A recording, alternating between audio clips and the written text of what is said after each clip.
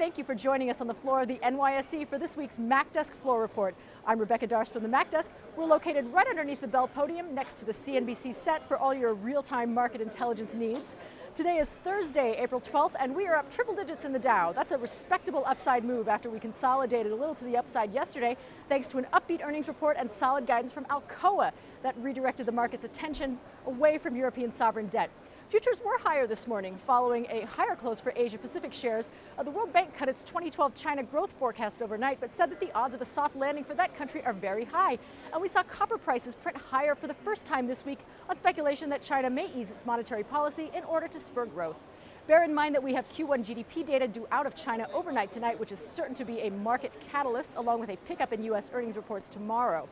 European stocks have traded in mixed territory today, although all but the northernmost indices are currently in negative territory. We did have a better than expected Eurozone industrial production number out overnight, and an auction of Italian three-year bonds came in roughly in line with market expectations.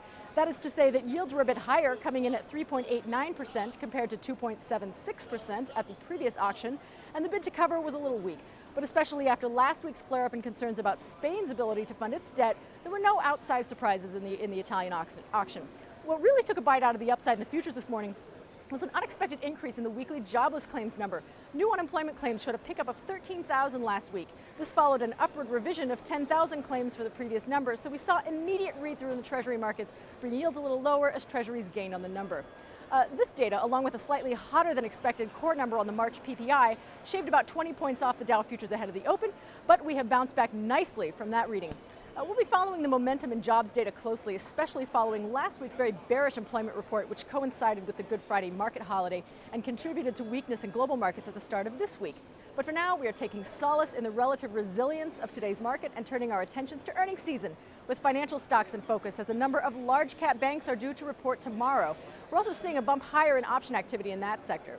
We also have an IPO hat trick going on. Three offerings hitting the floor today. These from Form Energy, that's ticker FET, RC Global, ticker MRC, and Oaktree Capital, ticker OAK. So we are welcoming them to the NYSE family today. The VIX is continuing yesterday's pullback, down about 5% and reading right around a level of 19. For additional market insights, be sure to check your inbox at 1 p.m. for the midday.